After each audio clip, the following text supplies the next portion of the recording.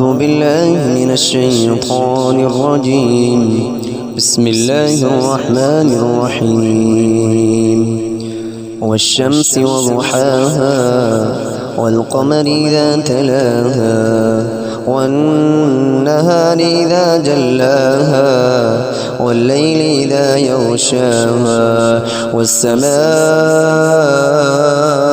وما بناها والأرض وما طحاها ونفس